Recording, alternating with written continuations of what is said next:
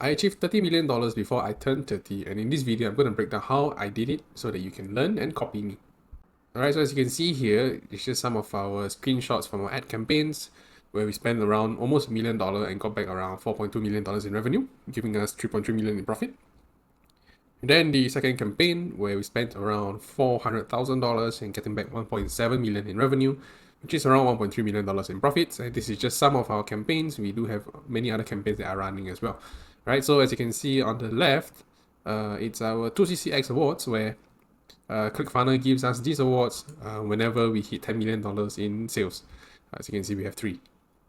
Okay, so the purpose of this video, number 1, I'm not selling anything in this video, right? Number 2, it's actually an advice from my business mentor on why I should do it, because for the past 8 years now, being in this game, I've always been the operator, the behind the scenes guy. I don't really like to be in public, right? I don't really like to film content. I just like to be behind the scenes, the growth operator for many campaigns, and yeah, I just enjoy doing my work in the dark, right? And the third point is basically documenting what works and what didn't, which I can use for myself as well to sort of like a journal or to benefit anyone else who's in this game as well. So context of these businesses, okay, so they are in the service and info niche, right? They did around $12 million, $10 million, and $13 million. It's still growing, respectively. Currently, I'm building another one, which is only about $3 million for now, right? Still growing. And all of these businesses that you see are actually from Singapore, and they are grown in Singapore only. So basically, our customers are all Singaporeans, all people in Singapore. Okay, so we actually copied and paste the strategies that we got from the first company. We wanted to see whether it is duplicatable, and lo and behold, it actually is. So we actually duplicated and started building all these companies using the same exact systems and funnels that I'll be showing you in this video.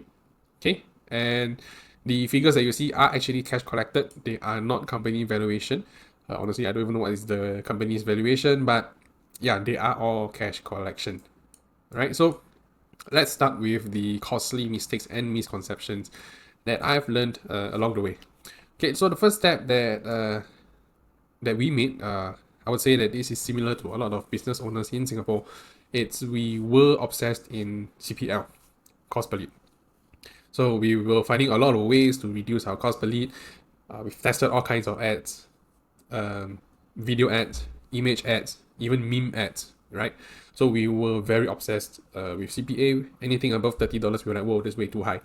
But then we realized that, you know what, CPL is actually easy to reduce, right? You can do anything to improve your clicks. You can do anything to improve your click-through rate. You can do anything to improve your opt-in rate. But the true measure of how successful a campaign is the CPA, which is the cost per acquisition, or how much you are paying to acquire a customer, right? So ever since shifting our mindset from CPL driven to CPA driven, marketing just has been a lot easier for us overall, because as long as our CPA is healthy, it's within range, we generally just don't really care about the CPL, right? So there are times where our CPL is actually 2 times higher than our competitors, but our CPA is still lower than them, right? It's because we have our entire sales process and our systems are dialed down, right? So the second one is not having organic channels early. Okay, so this one is because we were very dependent on running ads. So 99% of the customers actually came through ads. I mean, naturally, right, because ads are the easiest way to get traction in a company. But we then realized that, okay, we were too reliant on ads. So whenever an algorithm change, whenever ads get disapproved, it reflects on our profit, right? So again, not having organic channels early, and this is much more important, especially today, where algorithm changes are much more often. And I would say ads are not as compelling or easy to run as before. So the third mistake that we made, and this was quite costly, was actually depending, or rather being too reliant on one traffic source. So the traffic source that we were too reliant on previously was actually Meta or Facebook, right? We spent a lot of money on Facebook ad campaigns, and then one day the BM just decided to get shut down. That's where our entire lead flow, our entire acquisition channel stopped. Okay, so that point was really, really painful, because suddenly the whole business went to a halt. But thankfully, we managed to get past it, eventually also launching YouTube ads. We did test TikTok ads, but it wasn't too profitable for us because of the intention of the audience on the platform. The fourth mistake that we made was actually the shiny funnel syndrome, right? Just like the shiny object syndrome, whenever there's a new funnel strategy that comes out, or if somebody coined a new funnel strategy, we wanted to test it, right? So, so for example, like somebody did a new low ticket offer, or a free workshop funnel, or a 3-day challenge funnel, whatsoever, right? We started to see that, hey, maybe this is something new that we should try, and eventually almost all of the tests that we did didn't perform as well in terms of profits compared to our core funnel strategy, right? So we actually wasted quite a lot of budget, and we wasted quite a lot of time, and not to mention energy space testing these funnels, right? And the next costly mistake that we made was actually having a weak positioning. So one of our offers was actually something that is rather new in the space. There wasn't many competitors, so when we first ran the offer, everything was going well, but we didn't have the foresight of having a strong positioning. So after running for a certain period of time, people started to see that we were doing well. More competitors started to appear, and when more competitors appeared, they started claiming that they can do more for our prospects, or claiming that they can do better for our prospects, which eventually led to like a claiming competition per se, right? And this is usually from having a weak positioning, but eventually we did solve that, which gave us a stronger positioning and, well, more consistent lead flow and more consistent high quality leads, right? So the next one is actually the lack of community. Now this is actually something that I realize that a lot of businesses also lack. Basically, especially now when trust is at an all-time low, having a community that's built on trust, where you update them often, you share new insights. These are things that people truly treasure right now. So I wouldn't say that we found that out a little bit too late, but at least now we have a community with thousands of people. Then whenever we launch something new, host a new event, we're not really worried about the leads or show up anymore. Okay, and the next one is social presence. Okay, so when we ran ads in the past, we didn't care too much on our Instagram page. We didn't care too much on our Facebook page. So we just thought of it, you know what, let's run ads, brand new page, just spend the money and see the returns come in. But now, we start to realize that the customer journey don't just start after they buy your product. The customer journey starts as soon as they see your ad. So what do I mean by that? So basically, it's when the prospect sees your ad, chances are they're not going to click into your funnel immediately.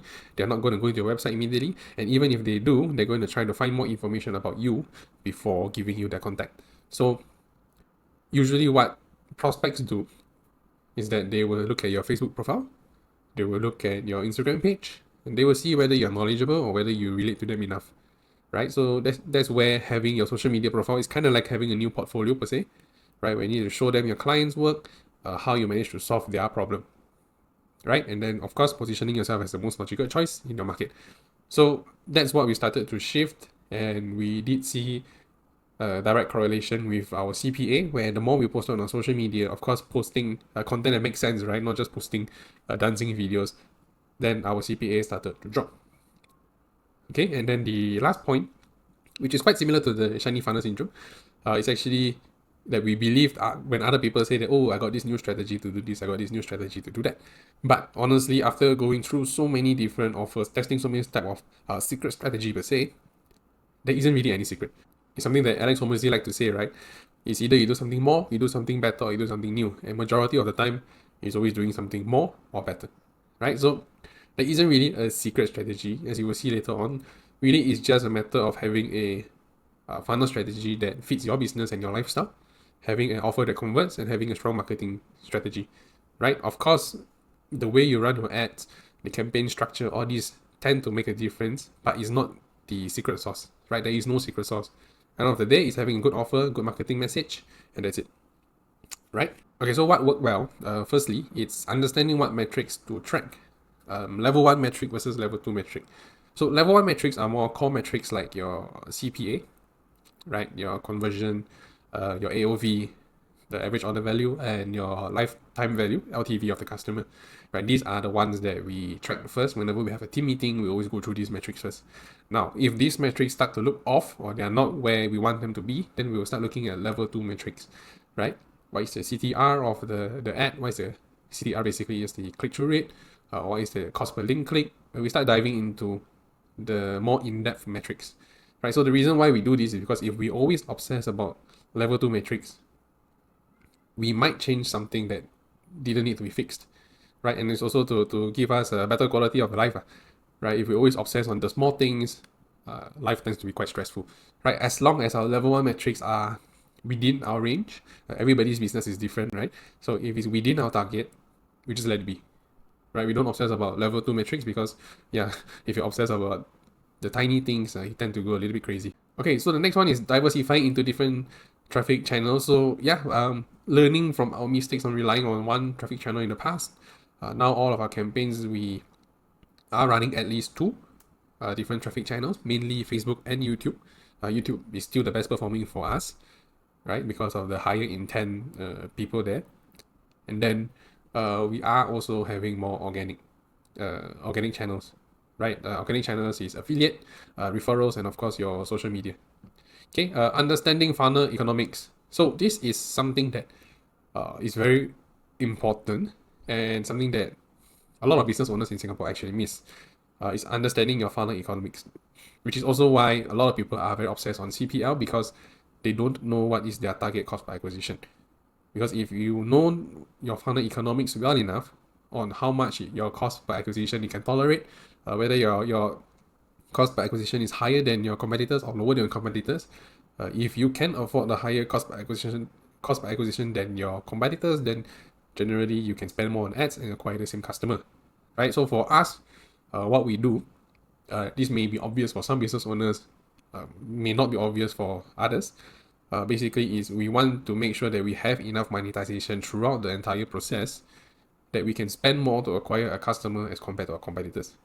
For example, if our competitors can only afford a cost per acquisition of $600, we will try to monetize our entire process so well that we can afford a $1,200 cost per acquisition, right? So this means that our competitors are forced to turn off their ads early if the ads did not do well. For us, we're able to run for a longer time and basically outspending our competitors. Yeah, so we don't really obsess on CPL. For CPA, we try to build monetization systems, profit systems that helps us boost our target CPA. Yep. So the next one is repetition instead of shiny objects. Yeah, so actually all three businesses that we ran and the current one as well, we only have one funnel now, right? We tend not to explore other funnels until we hit 10 million, or if we have a high enough profit margin or a risk budget, then we might explore other things. But now our principle is, as long as it's not $10 million, we don't explore other funnel strategies, right? We just hone down and perfecting the one single funnel strategy that we've been using and duplicatable. Okay, so that's where we specialize in currently. And then the next one is focusing on high intent platforms. Okay, so this is something that we also realize, hopefully not too late. We realized that when we started testing YouTube, we realized that the cost per acquisition on YouTube alone is much better than Facebook. Not just cost per acquisition, but also the amount that the customers spend. So basically, the lifetime value of the customer from YouTube is higher than Facebook. Why? It's because YouTube as a platform, it has high intent. Facebook is more of a social media platform, a social platform where people see what their friends are doing, right? Reading the news. But for YouTube, people tend to go there to search tutorials on how to do certain things, and there are keywords that we can target to make sure that we get the higher intent prospects. So YouTube for us has been performing better because it is a higher intent platform, which is also why on the other spectrum of things, TikTok didn't perform well for us because TikTok is a very fast-paced platform. The intention is very low. People generally spend maybe 3 to 5 seconds on average per video. So the intention on the platform is much lower compared to Facebook and YouTube. So if you are not seeing results on TikTok, that's why. Okay. So the next one is more intention in our marketing messages and content. Okay, so this is where we actually started to fine-tune our marketing messages. So more intention basically means that more callouts to our target audience. We really drilled down on who our target audience should be, right? Not just why do they want to buy something. We dig into their psychology, right? So every sales call that we do, we tend to take their responses, their messages, and craft it into an ICP that our team can target very well now. Okay, so a lot of content that we put out is really to attract this ICP. Okay, we are not just doing it for the views, we're doing it to attract that very specific clientele that we want, right? And these people respond to different types of marketing messages, and we have fine-tuned our marketing messages towards them. So even though our content or our followers may not be, even though our views may not be high, even though we don't have a lot of followers, but we are still getting the right people to come to us. That's all that matters. The next point is to follow one funnel strategy until we hit 10 million. Yep, this is something that I mentioned earlier on. No shiny object syndrome, just one strategy until 10 million, then we start exploring other things. Okay. The next point, reposition ourselves to be the most logical choice. Okay, so this is something that we did for the project. So the thing about Singapore and why you need a very strong positioning is that Singapore is a very, very small country, right? Our population is maybe somewhere in a ballpark of 7 million. Not everybody is targetable, right? And if you narrow down who you really want to target, it's actually quite small. But if you were to take a look at your competitors and how many competitors that you have, Singapore becomes a very cutthroat and competitive business landscape, right? If you're all of the competitors and yourself are fighting for the same small pool of clients, right? And that's where you really need to position yourself as the most logical choice in your niche, right? So that is something that we have cracked and we have duplicated across all of the projects. And yeah, so this is the main strategy on why we were able to hit 8 figures and make it duplicatable across the projects.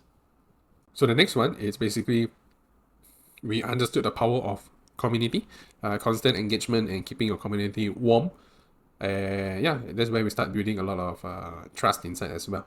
Okay, the next one is social media profiles that build trust. Again, like what I mentioned before, your social media profile is your new portfolio, right? This is where we have a lot of intention in the content that we push up, right? And then basically having a lot of content, whether it's a top of funnel content, middle of funnel content, bottom of the funnel content, everything is there to build trust. Because it's not just trust, because when there are a lot of people who are claiming the same things as you, or rather doing similar things as you, people tend to want to see whether they should go with you as compared to other people. And social media is where you can really show your expertise as well. Again, lastly, what worked well for us is having a concept in our head that there is no secret strategy.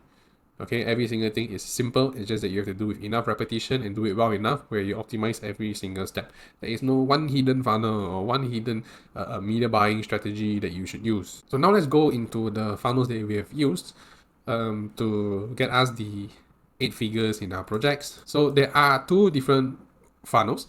I'll just go through one by one. The first funnel is the webinar funnel. For those of you who are familiar with it, you would see that your entire funnel may look similar or just missing a few elements, but let me just go through it. Okay, so Meta ads and YouTube ads, as mentioned earlier, we do run 2 platforms. Of course, going to a landing page, and then in the landing page is where they can opt in. Then they will go to a thank you page. So in the thank you page, we also have a button for them to join our community. We have tested both Telegram channels as well as WhatsApp community. Whether which platform works better, it really depends on your audience as well. If your audience are more mature, then we would recommend WhatsApp community. If your audience is a bit younger or more tech savvy, then Telegram is not an issue.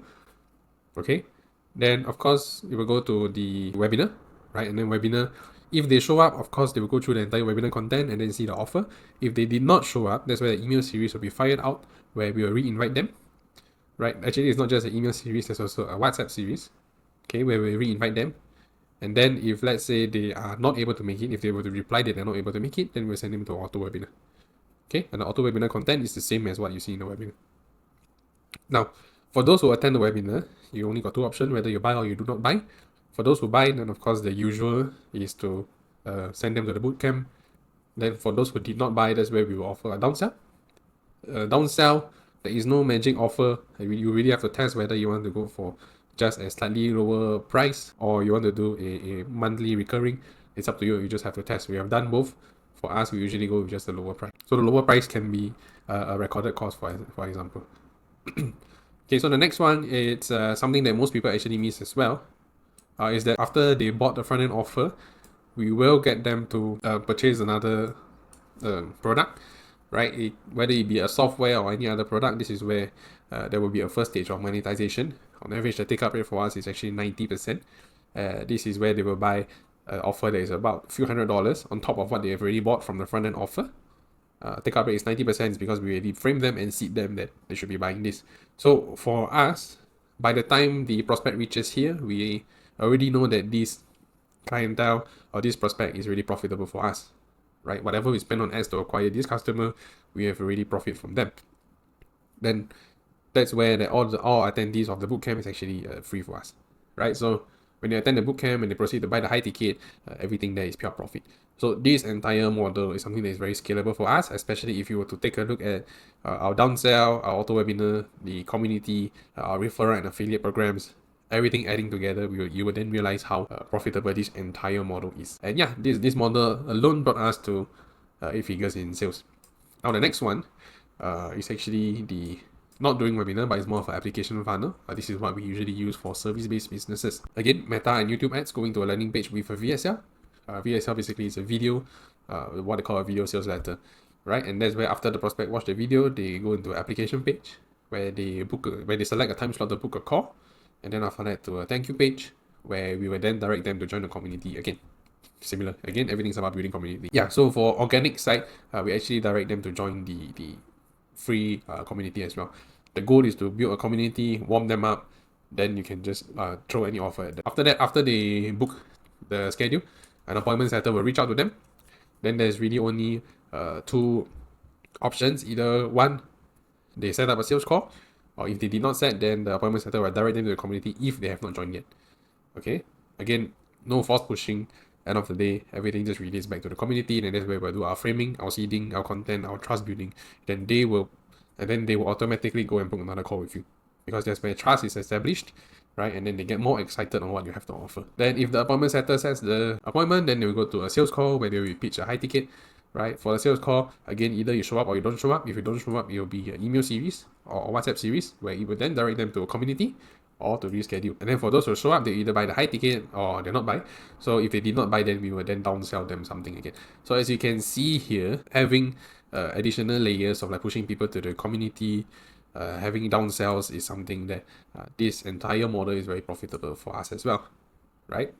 There is no right or wrong strategy. As you can see that there are two different funnels to run. Both works, but it really has to depend on your lifestyle. Depends on what you want to do. For example, not everybody wants to run a webinar, or not everybody knows how to run a webinar, or is comfortable talking to so many people at once. For other people that we work with for other projects, for service-based businesses, usually we just get them to run a application funnel that you see right here, which works pretty well. It's also very scalable. So overall, as you can see that there are two different funnels. There is no right or wrong strategy. There is no strategy that is like better than one another. It really depends on your risk tolerance as well as what you're comfortable running. So if you're not comfortable doing a webinar, you don't have to force yourself to do a webinar. You can always do the application funnel instead, but you need to bear in mind that the application funnel might have more risk, right? Because there is no monetization in front that can help you to reduce the cost on the ads. So you have to be very clear with your numbers. What is your target CPA? And then work backwards from there, right? What is your typical show-up rate? What's your typical closing rate? If all the numbers make sense, again, economics, then you might want to choose this funnel, right? If you're somebody who is comfortable doing webinars and comfortable being in front of many people, showing your face, doing pitch to a group, then of course a webinar will be more scalable for you. Okay, end of the day, again, there's no right or wrong. You just need to choose, but this is just what worked for us. All right, so we've come to the end of the video. If you found this video to be insightful, valuable, do let me know in the comments below.